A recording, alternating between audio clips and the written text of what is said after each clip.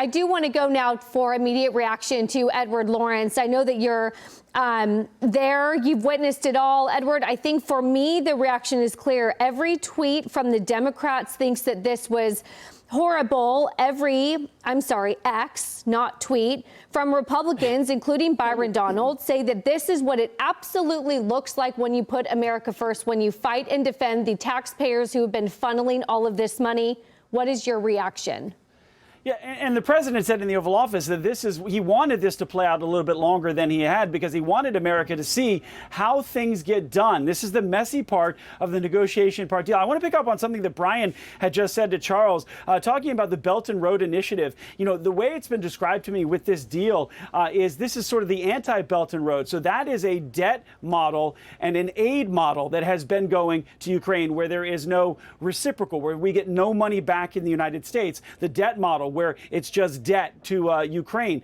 This is sort of a win-win, is the way this rare earth mineral was described to me, because it is a model where both countries can then gain from that partnership. And the president hoped that through that joint venture, it would branch into a greater peace deal. Now, President Zelenskyy clearly came here to get security guarantees to make sure that the weapons were still continuing into Ukraine and to make sure that the U.S. would backstop any peace deal with the American military might. When it started to become clear that that might not be the case in terms of, would the weapons continue? Well, maybe they will, maybe they won't. Depends on how the peace deal goes. Will the U.S. backstop? Yeah, the U.S. will backstop, but maybe there will be troops, maybe there won't be troops. So you could start to see in the Oval Office how this started to turn a little bit when Zelenskyy and President Trump were talking about security guarantees. And that was really the pivotal moment in this, is when it devolved down into what we saw on television and play out for everybody. So President Trump clearly in the Oval Office throwing the gauntlet down, saying that without the United States, without our weapons, you would not be able to continue this war. The president wants this war to end because he wants people to stop dying on both sides. And he says he's putting himself in the middle. And that's what he's going to negotiate this peace deal, both with President Zelenskyy and with the Russian President Vladimir Putin. But clearly the two sides hate each other. And the president now, you said the Truth Social post saying President Zelenskyy is welcome to come back when he wants to talk about peace. And we are seeing, I guess, movement for President Zelenskyy to leave. And you said that the news conference has been canceled. Well, and obviously, and I'm glad that Taylor brought this up. We're getting a lot of reactions right now on social media from different members of Congress. Congressman Byron Donald, who just announced this week his run for the governor of Florida, said that this is what this means, what you just saw on your TV. This is putting the American people first. This is what this looks like. He thanked at Real Donald Trump and at J.D. Vance for standing up for our nation. So I think the next question here, in my mind, Edward, is what does this mean for our allies in Europe, and also what does this mean for the tariffs? Do you foresee any of this changing? I asked Charles Payne the same question. What's your reaction? Well, we may have witnessed a pivotal moment in the support. I mean, we just saw the French president come this week to the White House and the UK prime minister come to the White House, and both of them said that they would put troops on the ground after a peace deal is made in Ukraine, with the U.S. backstopping that. Now, I don't know if what happened here today puts that in jeopardy going forward, but clearly there is a divide now between what President Zelenskyy wants and what President Donald Trump wants. And I'm trying to figure out if the rare earth minerals deal was actually signed at the end. So the deal was ratified by the Ukrainian cabinet. So it is actually a sealed and done deal. All they needed was the Minister of Finance's signature on it, which was supposed to happen today, as well as the Treasury Secretary Scott Bessent.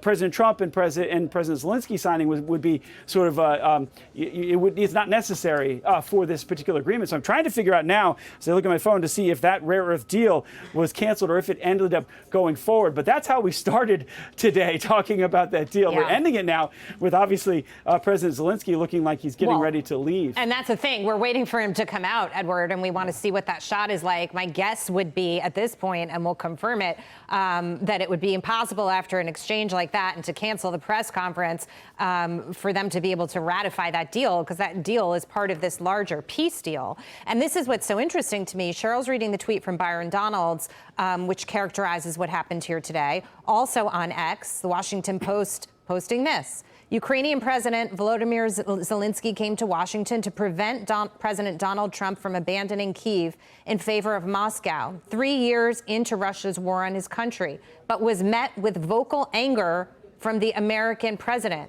That is the characterization from a left-leaning media outlet on what happened here, when to me, I'm looking at it and I'm like, the president was just passionate because he wants to get America out of this war and he wants to get a peace deal on the table. I think everybody would agree that's the right thing to do, but they're saying it's vocal anger from the American president.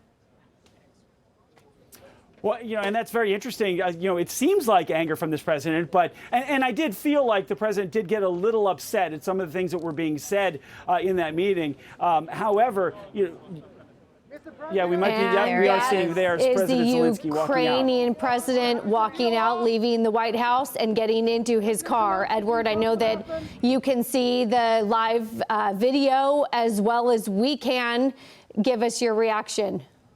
Yeah, well, that wasn't President Trump walking out, President Zelenskyy, and he did meet him on the way in. Yeah. So that was very interesting to see. And you can see a number of folks. The media is all out here getting view of this. Now, normally there would have been the flag ceremony this morning, the pomp and circumstance. That's not here around this departure because the President Zelenskyy was supposed to be here for a few more hours with a news conference.